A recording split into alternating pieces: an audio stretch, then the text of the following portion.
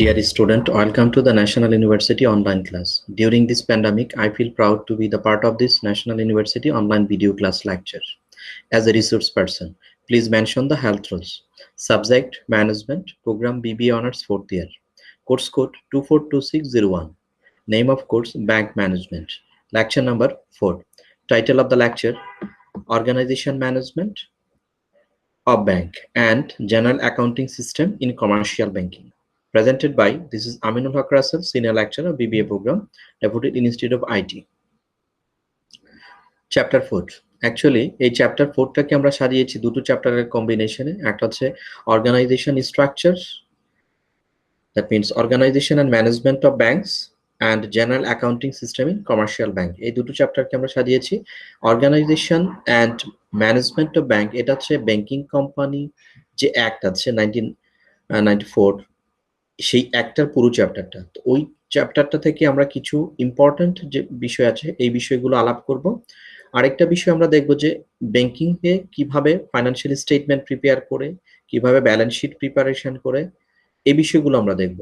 এই চ্যাপ্টারটাকে আমরা সাজিয়েছি মূলত যে ব্যাংকিং কোম্পানি, একটা ব্যাংক কিভাবে লাইসেন্স নিতে পারে, তার পেইড আপ ক্যাপিটাল এবং রিজার্ভ কেমন লাগে, তারপর নতুন ডিরেক্টর কিভাবে নির্বাচিত করা হয়, তারপর বাংলাদেশ ব্যাংকের কি ক্ষমতা আছে ডিরেক্টরদেরকে রিমুভ করার এবং আইন কি বলে সেটা আমরা দেখব।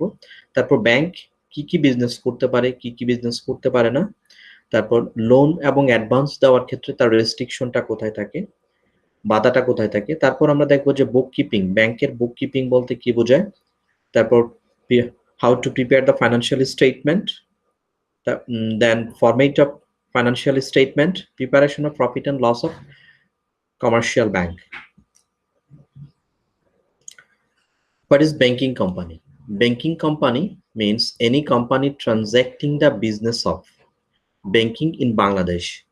Transacting the business of banking, যারা ব্যাংকিং বিজনেসের সাথে যে কোম্পানিগুলো ইনভলভ তাদেরকে ব্যাংকিং কোম্পানি বলা হয়। এখন ব্যাংকিং কোম্পানি হতে গেলে তাকে কি করতে হবে, ব্যাংকিং কোম্পানি অ্যাক্ট 1991 অনুযায়ী তাকে চলতে হবে। তো সেক্ষেত্রে যে কেউ যদি সাপোজ একজন ম্যানুফ্যাকচারিং একটা কোম্পানি, সে যদি গুডস প্রডিউস করে এবং সার্ভিস দিয়ে থাকে, সেক্ষেত্রে তার ট্রেডিং এর জন্য সে যদি ডিপোজিট অ্যাকসেপ্ট করে পিপলদের থাকে for the purpose of financing its business, সে যদি ওই অর্গানাইজেশন যদি তার অর্গানাইজেশনে ফাইন্যান্সিং করার জন্য, তার বিজনেসে ফাইন্যান্সিং করার জন্য যদি পিপলদের থেকে টাকা কালেক্ট করে এবং সেটা ট্রেডিং পারপাসে ইউজ করে, তাহলে সেই অর্গানাইজেশনকে কিন্তু ব্যাংকিং বলা যাবে না।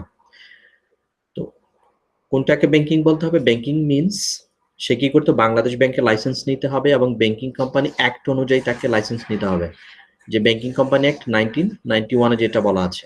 তাহলে ওই ব্যাংকিং কোম্পানি অ্যাক্ট অনুযায়ী কি বলা আছে, ব্যাংকিং মিনস অ্যাকসেপ্টিং, আপনি অ্যাকসেপ্ট করবে, ডিপোজিট অ্যাকসেপ্ট করবে for the purpose of lending or investment. আমি ডিপোজিটর যেই কোম্পানিটা বাংলাদেশ ব্যাংকের থেকে লাইসেন্স নেবে, ব্যাংকিং কোম্পানি অ্যাক্ট অনুযায়ী 1991 অনুযায়ী চলবে, ওই অনুযায়ী চলে তারা কি করতে পারবে, তারা অ্যাকসেপ্ট ডিপোজিট, তারা ডিপোজিট কালেক্ট করবে, তাদের পারপাসটা থাকতে হবে কি, লেন্ডিং এবং ইনভেস্টমেন্ট।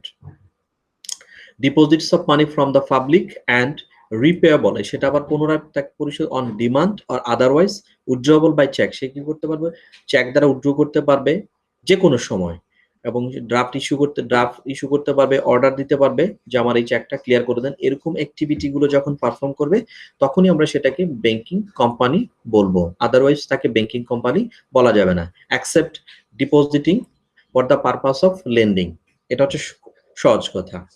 আমি ডিপোজিটর থেকে আমানত কালেক্ট করব, কালেক্ট করে সেটাকে আবার ঋণ দিব এবং যে কোনো সময় আবার সেটা আমি ফেরত দিতে বাধ্য থাকিব, সেটাকে ওই বিজনেসটাকে, ওই কোম্পানিটাকে আমরা বলবো ব্যাংকিং কোম্পানি।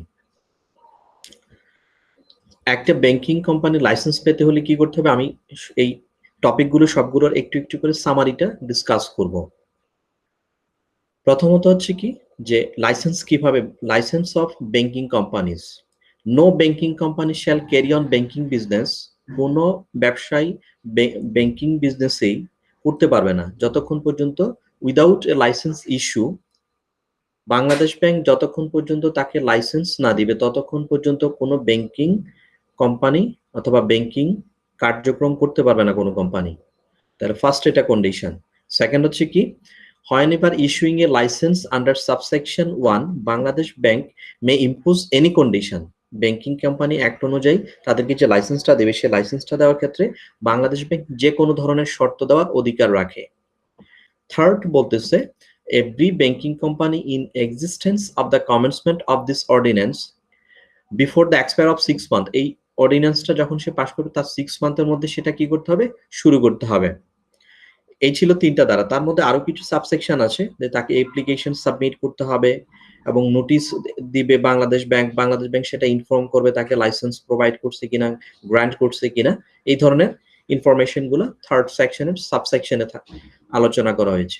ফোর্থ যে এটা বলতেছে, সেকশনে বলতেছে, before granting any licence under this section Bangladesh bank may require to be satisfied by the inspection of the books of the banking company or otherwise that or any other following condition are fulfilled. Banking company licence grant করার আগে Bangladesh bank কি করবে, একটা inspection করবে এবং সেই inspection বুকের ভিতরে বাংলাদেশ ব্যাংক কি করবে, সব ধরনের রিকোয়ারমেন্ট গুলো ফুলফিল করছে কিনা সেটার একটা সামারি দিবে। রিকোয়ার্ড টু বি স্যাটিসফাইড মানে সব ধরনের ইন্সপেকশনের যত ধরনের রিকোয়ারমেন্ট থাকবে সব ধরনের রিকোয়ারমেন্ট ফুলফিল করলেই তখনই একমাত্র তারা বাংলাদেশ ব্যাংক কি করবে, ওই কোম্পানিটাকে ব্যাংকিং বিজনেস করার লাইসেন্স অর পারমিট দিবে।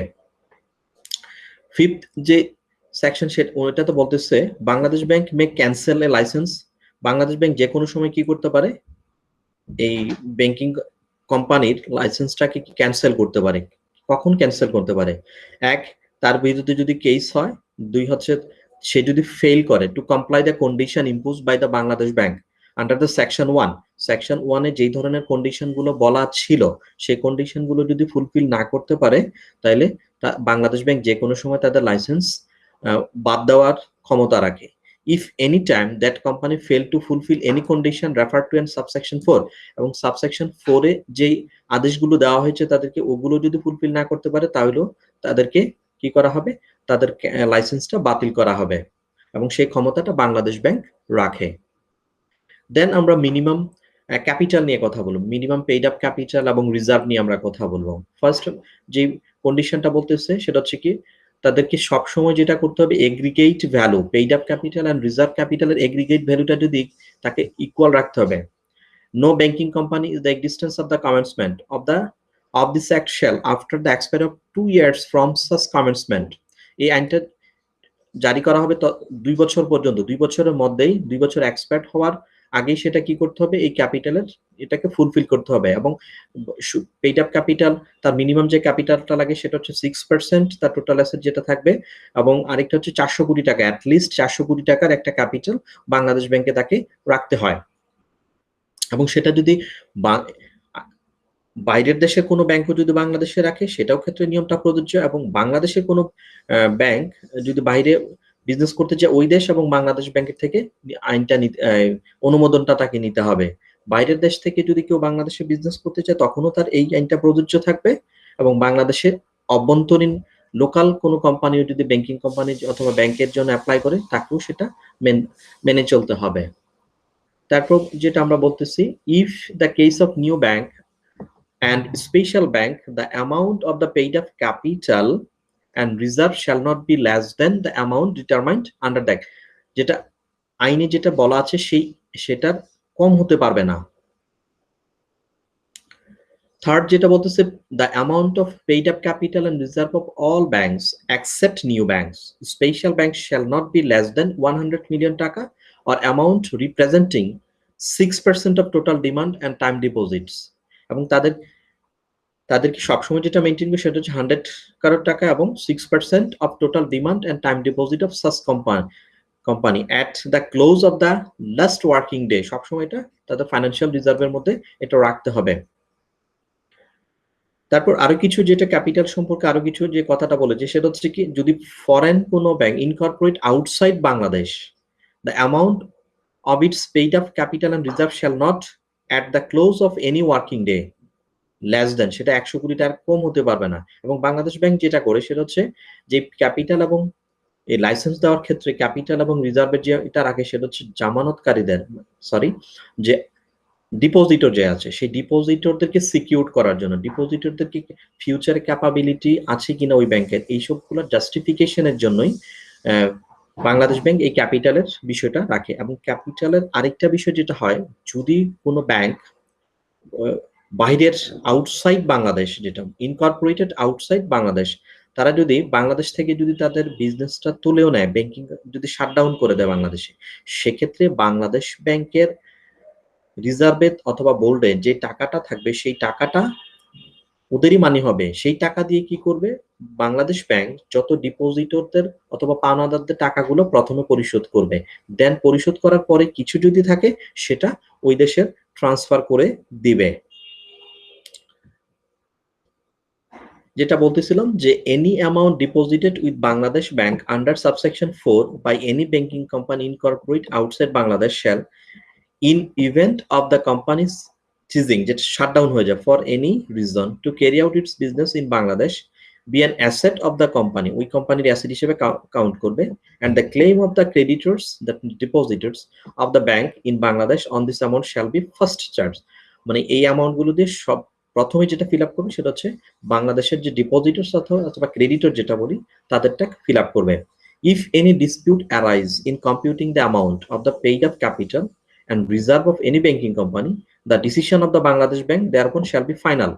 যদি এরকম কোনো জটিলতা সৃষ্টি হয় পেইড আপ ক্যাপিটালের ক্ষেত্রে অথবা রিজার্ভের ক্ষেত্রে, সেক্ষেত্রে বাংলাদেশ ব্যাংক যে সিদ্ধান্ত নিবে সেই সিদ্ধান্তটাই চূড়ান্ত বলে গণ্য হবে। If Bangladesh Bank is convinced that any bank failed to preserve or minimum revise capital, the reserve in accordance with this action, the banking company concerned shall be forced to pay। Bangladesh bank কি করবে, যদি কোনো ব্যাংকের তার minimum capital এবং যে reserve সেটা যদি ফুলফিল করতে ব্যর্থ হয়, তখন বাংলাদেশ ব্যাংক কি করবে, তাদেরকে ফোর্স করবে টু পে সাস ফাইন, এবং তাদেরকে জরিমানা ইম্পোজ করারও অনুমোদন কে দিয়ে থাকে, বাংলাদেশ ব্যাংক দিয়ে থাকে, সেটা আইনের মাধ্যমে। তারপর আমরা দেখব যে কিভাবে নতুন ডিরেক্টরদেরকে, পরিচালক কিভাবে পরিচালকের পরিচালনা পর্ষদের অথবা ডিরেক্টরদের ইলেকশনটা কিভাবে হয়। The Bangladesh Bank may be ordered require any banking company except new and special bank। Bangladesh bank কি করে, স্পেশালাইজড অথবা নতুন কোনো ব্যাংক ছাড়া অন্য যে ব্যাংকগুলো আছে তাদেরকে একটা জেনারেল মিটিং এর থ্রুতে তাদের ডিরেক্টর নিয়োগ দেওয়ার ব্যাপারে আলোচনা করে থাকে, এবং সেটা মেয়াদ শেষ হওয়ার, বর্তমান যে ডিরেক্টর থাকবে সেই পরিচালকের মেয়াদ শেষ হওয়ার 2 মাস আগে থেকে এটা হবে। Every director elected under subsection 1 shall hold office until the date up to which it precedes। That means যদি টাইমলি যদি ইলেকশনটা না হয়, তার যদি নমিনেশনটা ইলেকশনটা যদি টাইমলি না হয়, সেক্ষেত্রে পুরাতন পরিচালকের মেয়াদ ততদিন পর্যন্ত থাকবে, তার আগের পরিচালক এরকম যদি অতিরিক্ত টাইম থেকে থাকে ওই দিন পর্যন্ত তার সময় নির্ধারিত করা হবে, ওই দিন পর্যন্ত এই ডিরেক্টর তার পদে থাকতে পারবেন।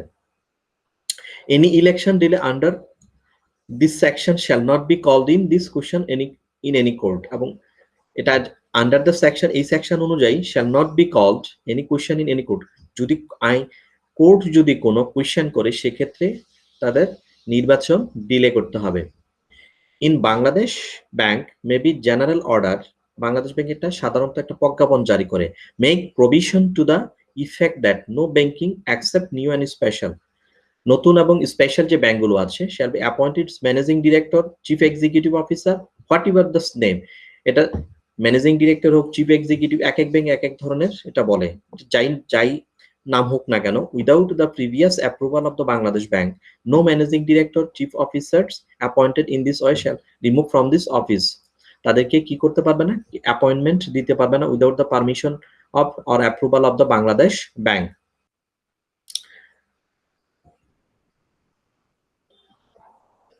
Okay. Power of the Bangladesh Bank to remove a director of a banking company।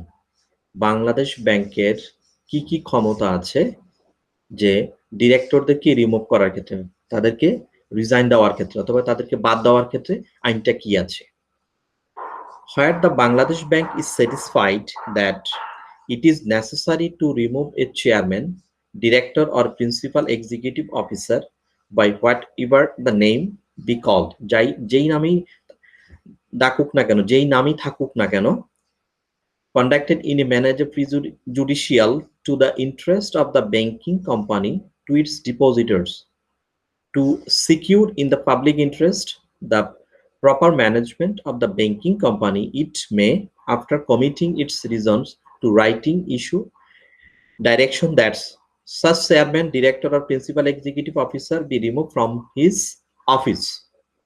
Bangladesh bank যে সেকশন 1 এ যেটা বলতেছে যে বাংলাদেশ ব্যাংক যদি দেখে যে ডিপোজিটরদের স্বার্থ রক্ষা হচ্ছে না, প্রপারলি ডিপোজিটরদের ইন্টারেস্ট নিয়ে প্রপারলি কাজ করতেছে না, তখন বাংলাদেশ ব্যাংক ওই ডিরেক্টরকে তার পদ থেকে সরিয়ে দিতে পারবে। সেকেন্ড যে বলতেছে যে before issuing A direction under subsection 1 the person affected shall be given reasonable opportunity, তাকে কেন বাদ দেওয়া হয়েছে তা সেটা বলার জন্য, সেটা কারেকশন করার জন্য, সেটা জানার জন্য, তাকে জানানোর জন্য বাংলাদেশ ব্যাংক তাকে সময় দিবে এবং সেটা বাংলাদেশ ব্যাংকের অপিনিয়ন নিয়ে এবং সেটা বাংলাদেশ ব্যাংক তার কাছ থেকে জানতে চাইবে যে কেন সে এই কাজটা করেছে, যেটা ডিপোজিটরদের স্বার্থে যায় না, স্বার্থ বিরোধী। এক্ষেত্রে বাংলাদেশ ব্যাংক যদি দেখে যে এটা ডিলে হচ্ছে কোনো কারণ, সেক্ষেত্রে বাংলাদেশ ব্যাংক তাকে তাৎক্ষণিকভাবেই ওই সময় কোনো সুযোগ না দিয়েই তাকে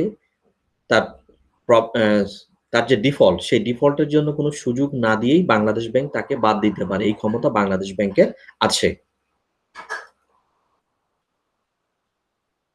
থার্ড বলতেছে where a chairman or director or principal executive officer of a banking company has been removed under subsection 1, he shall not be reinstated as a chairman, say chairman থেকে যাবে না কিংবা থাকতে পারবে না। এক্সিকিউটিভ অফিসার যেটাই বলে না কেন, which shall not be exceed 3 years, say 3 years এর পর্যন্ত সেটা থাকতে পারবে না, তাকে যদি ওরকম মেয়াদ চলে যায় তার, তখন বাংলাদেশ ব্যাংক কি করবে, তাকে ওই পদ থেকে সরিয়ে দিবে। চেয়ারম্যান, ডিরেক্টরস আর principal executive officer appointed under subsection shall be, কিভাবে অ্যাপয়েন্ট করবে সেটা বাংলাদেশ ব্যাংক ডিসাইড করে দিবে এবং subject to the condition determined in their letter of appointment occupy that position for the period not exceeding 1 year, এবং সেটা 1 ইয়ারের বেশি হতে পারবে না, determined by the Bangladesh bank and in dependence of the Bangladesh bank being satisfied or not, এবং সেটা depend করবে বাংলাদেশ ব্যাংক সেটাতে সন্তুষ্ট কি না, যেটা সেকশন 1 এ এবং 2 তে বলা আছে।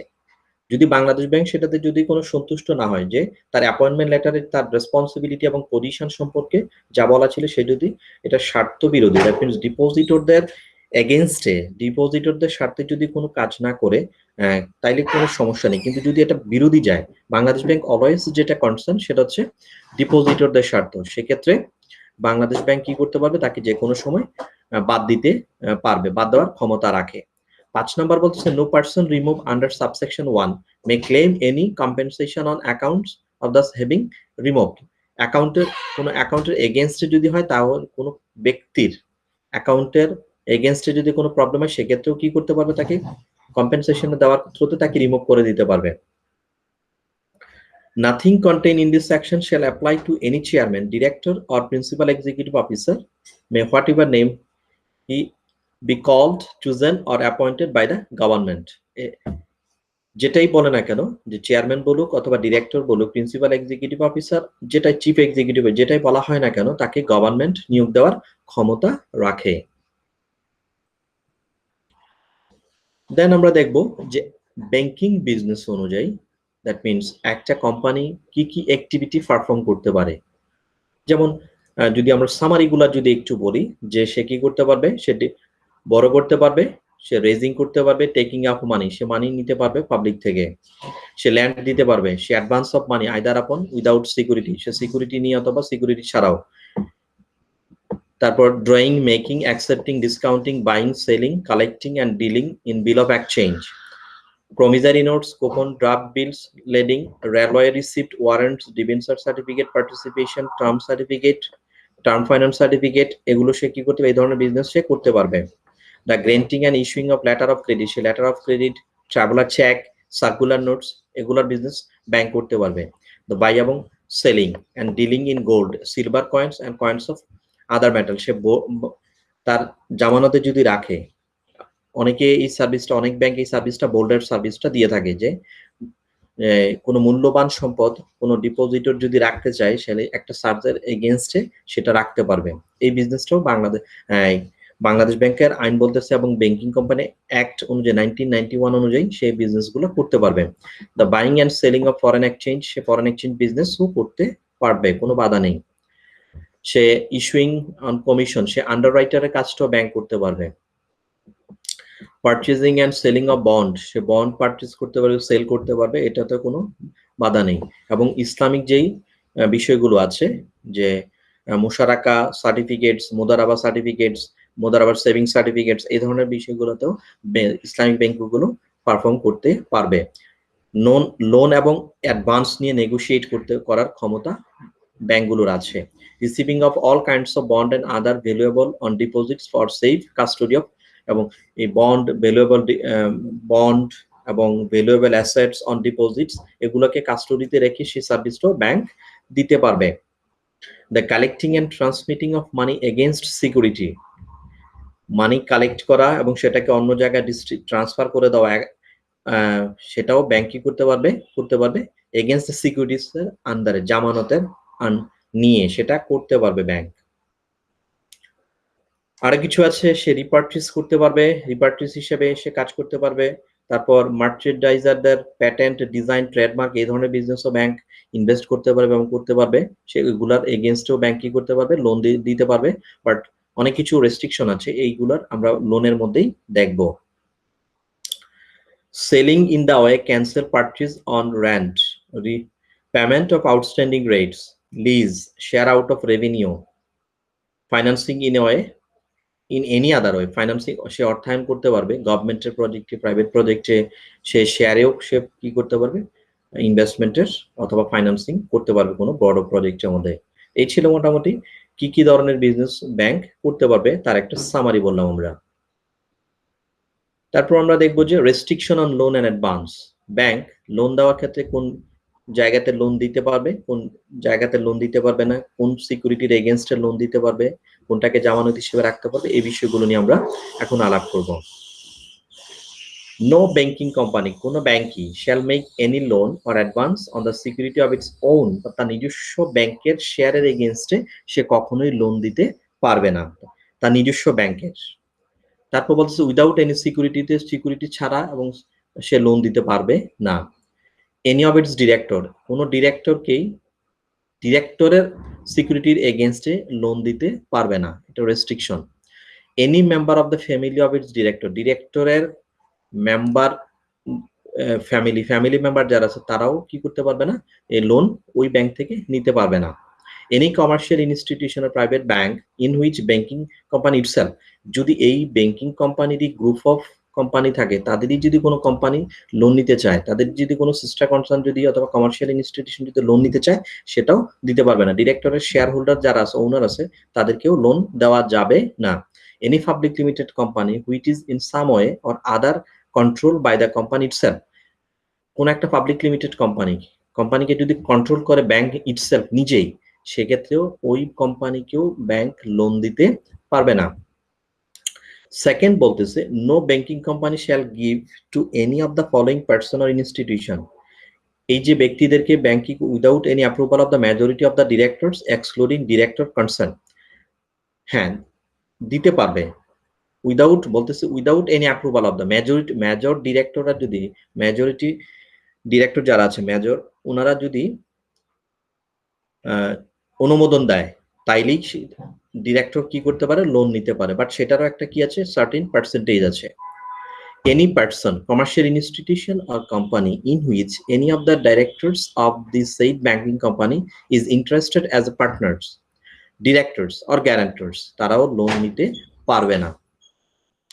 No banking company shall, without the previous permission in writing of the Bangladesh Bank, Bangladesh Banker previous permission ছাড়া give to any person or institution directly or indirectly any benefit the agreed value of which exceeds, তাকে without any permission of the Bangladesh bank previously, Bangladesh ব্যাংকের আগে থেকে অনুমোদন নেওয়া ছাড়া এত পার্সেন্টের বেশি লোন দিতে পারবে না। যেমন কাকে? 15% of the total capital of the said banking, ব্যাংকের যত ক্যাপিটাল আছে তার 15%-এর বেশি সে লোন দিতে পারবে না। 25% of the total capital of the said banking where the security of the said benefits has been provided by financial securities and might be easy, যেটা সহজ হয় সেক্ষেত্রে 20% দিতে পারবে, সরি 25% দিতে পারবে। Every banking company shall before the close of the month to the report relates submit to the এবং বাংলাদেশ ব্যাংকে সেটা কি করতে হবে, এই লোনের প্রত্যেক মাসের ক্লোজিং ডেটে সেটা কি করতে হবে, রিপোর্ট সাবমিট করতে হবে লোনের বিষয়টা নিয়ে। এটা বাংলাদেশ প্রত্যেকটা কমার্শিয়াল ব্যাংকে এটা ফলো করতে হয়। লাস্ট ওয়ান বলতেছে if and examination of any report submitted under subsection 4, section 4 অনুযায়ী যদি যে রিপোর্ট সাবমিট করে এই রিপোর্টে বাংলাদেশ ব্যাংকে যদি এরকম কিছু ডাউট হয়, ডিক্রিমেন্ট হয়, ইন্টারেস্ট যদি ডিপোজিটর দ্বারা ক্ষুণ্ণ হয়, সেক্ষেত্রে বাংলাদেশ ব্যাংক ওই লোনটাকে কি করতে পারবে, রেস্ট্রিকশন প্রোভাইড করতে পারবে। ওকে, এখন আমরা দেখব আরেকটা অংশ যেটা বলেছিলাম যে accounting system of general accounting system of commercial bank. তার মধ্যে আমরা প্রথমে দেখবো যে কনসেপ্ট অফ বুককিপিং। এটা সবার এটা কম বেশি ধারণা আছে, এটা নিয়ে খুব বেশি একটা আলাপ করবো না। আমি যেটা একটা ধারণা দিতে চাচ্ছি সেটা হচ্ছে কেন বুককিপিংটা দরকার। বুককিপিংটা দরকার হচ্ছে মানে এই যে আমরা লিপিবদ্ধ করি, আমরা যে রিপোর্ট তৈরি করি, আমরা ব্যালেন্স শিট তৈরি করি, ক্যাশ ফ্লো স্টেটমেন্ট তৈরি করি, আমরা ইনকাম স্টেটমেন্ট তৈরি করি, আমরা ওনার্স ইকুইটি স্টেটমেন্ট তৈরি করি, এগুলো কেন করি আসলে? এগুলো আমরা তৈরি করি, এগুলো ব্যাংক, কমার্শিয়াল ব্যাংক প্রত্যেকটা অর্গানাইজেশনও তৈরি করে। কেন তৈরি করে? রিলায়েবিলিটির জন্য এবং ইনফরমেশন প্রোভাইড করার জন্য। কাকে?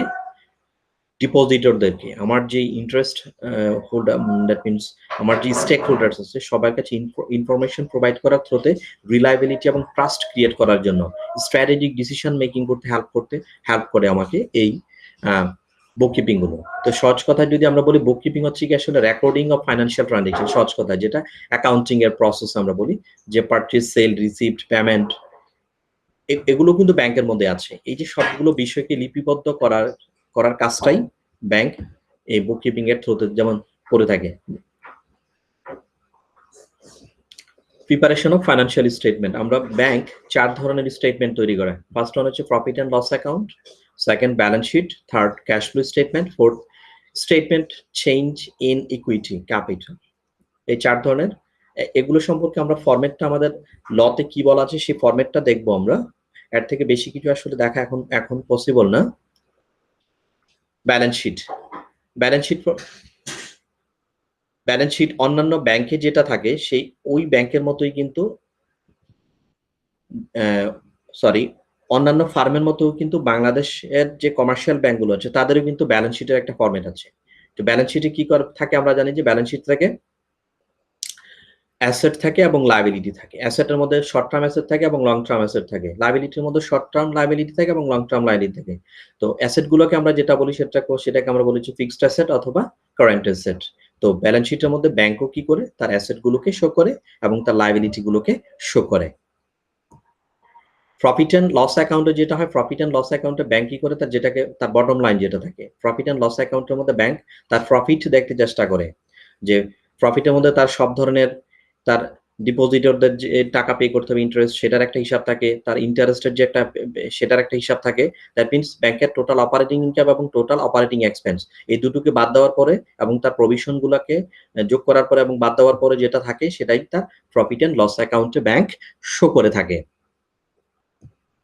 ক্যাশ ফ্লো স্টেটমেন্ট ফ্রম যেটা দেখি, ক্যাশ ফ্লো স্টেটমেন্ট হতে আমরা কি দেখি, ক্যাশ ফ্লো স্টেটমেন্টে আমরা 3 ধরনের জিনিস দেখি। একটা হচ্ছে কি আমরা দেখি যে অপারেটিং অ্যাক্টিভিটিস কতটুকু হয়েছে, ফাইন্যান্সিং অ্যাক্টিভিটিস কতটুকু হয়েছে, ইনভেস্টমেন্ট অ্যাক্টিভিটি ব্যাংকের কতটুকু হয়েছে। ব্যাংকের অন্যান্য অর্গানাইজেশনের মতো ব্যাংকেরও কিন্তু ফাইন্যান্সিং থাকে, তার অপারেটিং অ্যাক্টিভিটিস যেটাকে অপারেটিং অ্যাসেট এন্ড লায়াবিলিটি থাকে, তারপর ব্যাংকের ইনভেস্টিং থাকে। এই 3টা জিনিস ক্যাশ ফ্লো স্টেটমেন্টের মধ্যে তার নগদের হিসাব থাকে তিনটা পার্সপেক্টিভ, একটা হচ্ছে operating activities, investing activities, financing activities. Cash flow স্টেটমেন্টে হতে আমরা কি দেখি, statement of change in equity from, মানে ক্যাশ ফ্লো স্টেটমেন্ট হতে আমরা কি দেখি আসলে, এই ফ্রম শব্দটা ইউজ করা হয়েছে হতে, এটা থেকে আমরা কি বুঝি আসলে, এটা হচ্ছে ক্যাপিটালের, ইকুইটি ক্যাপিটালের যে চেঞ্জ হচ্ছে, যেমন change in according to policy, related balance, surplus and deficit accounting এর অ্যাকাউন্টসের, তারপর সহজ কথা যেটা হচ্ছে চেঞ্জ ইন স্টেটমেন্টের যে ইকুইটি, সেটা হচ্ছে তার ক্যাপিটালের যে চেঞ্জ হয়, ইকুইটি ক্যাপিটালের যে চেঞ্জটা হয় সেটা এই চেঞ্জ ইন ইকুইটি স্টেটমেন্টে শো করা হয়। সেটা থেকে একজন শেয়ার হোল্ডার অর আদার্স যে ইন্টারেস্টেড পার্টি আছে তারা এটা হতে কি জানতে পারে, statement of change in equity থেকে তারা ক্যাপিটাল সম্পর্কে একটা ধারণা নেয় এই জায়গা থেকে। এখন আমরা পার্শিয়ালি একটা প্রফিট এবং লস কিভাবে প্রিপেয়ার করতে হয় সেটা পার্শিয়ালি দেখবো, এবং এই ধরনের কোশ্চেন পরীক্ষায় আসতে পারে। তো আমরা কোশ্চেনটা একটু দেখি এবং সেই অনুযায়ী আমরা প্রিপেয়ার করব। From the following balance sheet, Eastern Bank Limited as on 31st December prepared the profit and loss account for the year 2014. আমার কিছু ইনফরমেশন দেওয়া আছে। Total operating income 8,48,500, total operating expense 4,88,500। এর থেকে প্রফিট এবং লস, দ্যাট মিনস আমার credit surplus 70,000 টাকা আমার প্রফিট হয়েছে। তারপর বলতেছে provision for bad date should be made, তাকে প্রফিট এবং ব্যাড ডেট লাগতে হবে কত টাকা, 7,000 টাকা। প্রোভাইড টাকা 50,000 ফর ট্যাক্স পারপাসে তাকে প্রোভাইড করতে হবে 57,000 টাকা, এবং প্রভিশন ফর তাকে কন্টিনজেন্সি হিসেবে রাখতে হবে 20,000 টাকা। তো এই তথ্যগুলো দিয়ে আমি কিভাবে পার্শিয়ালি একটা প্রফিট এবং লস অ্যাকাউন্ট প্রিপারেশন করতে পারি সেটা আমি দেখাবো। ফার্স্টে আমরা দেখতে পাচ্ছি ইনকাম, তারপর অপারেটিং এক্সপেন্স। আমরা বলেছি যে অপারেটিং ইনকাম থেকে অপারেটিং এক্সপেন্স বাদ দিয়ে আমাদের প্রফিট সেটা চলে আসবে, এবং তারপর কিছু অ্যাডজাস্টমেন্ট থাকে, সেটা হচ্ছে আমাদের প্রভিশন গুলো। তারপর যেটা থাকে ট্যাক্সের প্রভিশন থাকে, কন্টিনজেন্সি কিছু প্রভিশন থাকে, এবং প্রভিশন ফর ব্যাড ডেট, যেটা ব্যাংকের খুব ইম্পর্টেন্ট একটা প্রভিশন অ্যামাউন্ট ব্যাংকে রাখতে হয়। তো এখন আমরা দেখব যে কিভাবে এটাকে প্রিপেয়ার করা যায় আমাকে। তো প্রথম আমরা দেখব যে আমাদের অপারেটিং ইনকাম কত হয়েছে, যেটা আমাদের কোয়েশ্চেন পেপারে দেওয়া ছিল 4,48,500। এই যে 4,48,500 অপারেটিং ইনকাম, আমরা সেটা ফার্স্টে বসালাম। তার থেকে আমরা কি করব, অপারেটিং এক্সপেন্স গুলোকে বাদ দিয়ে দিব। তো আমরা দেখি যে টোটাল অপারেটিং এক্সপেন্স হচ্ছে আমার 4,88,500। তো আমি যদি এটা থেকে বাদ দেই তাহলে চলে আসতেছে আমার 3,60,000। সহজ কথা, অপারেটিং ইনকাম থেকে আমার অপারেটিং এক্সপেন্সটাকে আমি বাদ দিয়ে দিলাম, তাইলে যেটা পাই profit before provision against classified asset, classified against আমার প্রফিট বিফোর প্রভিশন এবং ক্লাসিফাইড অ্যাসেটের আগেই আমার প্রফিট কত টাকা সেটাকে বোঝায়। কোনটা থেকে, অপারেটিং ইনকাম থেকে যদি আমার অপারেটিং এক্সপেন্সটাকে বাদ দিয়ে দিই তাহলে সেই অ্যামাউন্টটা আসছে আমার 3,60,000। তারপর আমাদেরকে, আমরা আগেই বলেছি আমাদের টোটাল প্রভিশনটা কত সেটা ফার্স্টে ক্যালকুলেট করতে হবে। দেন আমাদের এই profit before provision against classified asset, এটা থেকে যদি আমাদের প্রভিশনটা বাদ দিয়ে দিই তাহলে আমরা পাবো টোটাল প্রফিট বিফোর ট্যাক্স। আমাদের দুটো প্রভিশন ছিল, একটা ছিল ব্যাড ডেটের জন্য, একটা কন্টিনজেন্সির জন্য। তাহলে সেটা কত আমাদের 27,000 টাকা। প্রভিশন ফর ব্যাড ডেট সেটা ছিল 7,000, প্রভিশন ফর কন্টিনজেন্সি সেটা ছিল 20,000। তাহলে টোটাল প্রভিশন হচ্ছে আমাদের 27,000। তাহলে এই 27,000 টাকা প্রভিশনের টাকাটা সেটা আমরা profit before provision against classified asset 3,60,000 সেটা থেকে বাদ দিয়ে দেই, তাহলে আমাদের আসতেছে 3,33,000। That means total profit before tax সেই অ্যামাউন্টটা হচ্ছে আমাদের 3,33,000। দেন আমাদের ট্যাক্সের জন্য যেটা রাখা হয়েছে সেই অ্যামাউন্টটা আমরা বাদ দিয়ে দিব, প্রভিশনটা লেস প্রভিশন ফর ট্যাক্সেশন, সেটা আমার ছিল আমাদের 57,000। তাহলে আমাদের বাদ দেওয়ার পরে 3,33,000 প্রফিট বিফোর ট্যাক্স, তাহলে প্রভিশন ফর ট্যাক্সের এত টাকাটা বাদ দেওয়ার পরে আমাদের আসছে 2,76,000 টাকা। এখন অ্যাপ্রোপ্রিয়েশনস স্ট্যাটুটরি রিজার্ভ, যেটা আইন বলতেছে ব্যাংকিং কোম্পানি অ্যাক্ট অনুযায়ী যে 20% আমার net profit after taxation, tax দেওয়ার পরে যে প্রফিটটা থাকে সেই প্রফিটের 20% আমাকে স্ট্যাটুটরি রিজার্ভ হিসেবে রিজার্ভের জন্য রেখে দিতে হবে। স্ট্যাটুটরি, এটা কিন্তু দেখেন এটা কিন্তু কোশ্চেনের কোথাও কিন্তু বলা নেই যে আমাকে স্ট্যাটুটরি রিজার্ভের কিছু বলেন, সেটা কিন্তু আইন বলতেছে যে 20% তার নেট প্রফিটে রেখে দিতে হবে। তাহলে 2,76,000-এর 20% হচ্ছে আমার 55,200, 55,200। তাহলে 55,200 টাকা আমি বাদ দেওয়ার পরে যেটা থাকে সেটা হচ্ছে retain profit for the year 2,20,800 টাকা। এখন লাস্ট ইয়ারের প্রফিটটা আমি কি করব, অ্যাড করে দিব এই এই বছরের প্রফিটের সাথে লাস্ট ইয়ারের প্রফিটটাকে আমি যোগ করে দিব, তাহলে যোগ করে আসতেছে আমার 2,90,800 টাকা। 2,90,800 টাকা আসতেছে আমার। এখন আমরা যেটা দেখতেছি, আমি যেটা কথাটা বললাম যে according to the banking company act 20% of the net profit should be transferred to the statutory reserve. Statutory reserve হিসেবে রিজার্ভ ফান্ডে আমাকে 20% রেখে দিতে হবে। তাহলে সহজ কথা হচ্ছে কি, আমাকে যদি এরকম প্রফিট তথ্য দিয়ে যদি প্রফিট এবং লস অ্যাকাউন্ট তৈরি করতে বলে, তাহলে প্রথমে আমরা কি করব, আমাদের অপারেটিং ইনকাম থেকে অপারেটিং এক্সপেন্সটাকে বাদ দিয়ে দিব। তাহলে যেটা থাকবে সেটা হচ্ছে profit before provision against classified asset. তার থেকে আমাদের প্রভিশনটাকে বাদ দিয়ে দিতে হবে। সহজ কথাই যে প্রভিশন প্রথমে বাদ দিতে হবে। তাহলে প্রভিশন আমাদের দুটো, একটা হচ্ছে ব্যাড ডেটের জন্য প্রভিশন, একটা হচ্ছে কন্টিনজেন্সির জন্য প্রভিশন। তাহলে দুটো যোগ করলাম, যোগ করে দেখলাম 27,000 টাকা। তাহলে সেটা বাদ দিয়ে দিলাম আমাদের profit before provision against classified asset থেকে। তাহলে আসতেছে টোটাল প্রভিশন 3,33,000। দেন আমরা বাদ দিয়ে সেটা থেকে বাদ দিব, আমাদের ট্যাক্সটা বাদ দিয়ে দিব। ট্যাক্স বাদ দিলাম 57,000 টাকা আসছে। তাহলে 3,33,000 থেকে 57,000 টাকা বাদ দিলাম, তাহলে 2,76,000 টাকা, সেটাকে আমরা বলি নেট প্রফিট আফটার ট্যাক্সেশন। তারপর সেটা থেকে আমাদেরকে বাদ দিতে হবে রিজার্ভের জন্য, স্ট্যাটুটরি রিজার্ভের জন্য 20% ব্যাংকিং কোম্পানি অ্যাক্ট অনুযায়ী। তাহলে 2,76,000 20%, 55,200। এটা থেকে বাদ দেওয়ার পরে যেটা থাকে সেটা হচ্ছে আমাদের written profit for the year 2,20,800। দেন আমরা কি করবো, লাস্ট ইয়ার প্রফিটটাকে যোগ করে দিব। তাহলে 70,000 যোগ করে দিলাম, তাহলে আমাদের আসতেছে প্রফিট সারপ্লাস অ্যাট ডিসেম্বর 31, 2014 2,90,800। তো আশা করি এইভাবে প্রফিট এবং লস পার্শিয়ালি কি করতে পারবে, সবাই প্রিপেয়ার করতে পারবে। সবাইকে ধন্যবাদ। আশা করি এই চ্যাপ্টারে সবাই বুঝতে পেরেছেন, এবং যদি কোনো সমস্যা থাকে তাহলে আমাকে মেইল করতে পারেন, আমার ইমেল অ্যাড্রেস দেওয়া আছে। ধন্যবাদ সবাইকে, সবাই ভালো থাকবেন, সুস্থ থাকবেন। আল্লাহ হাফেজ।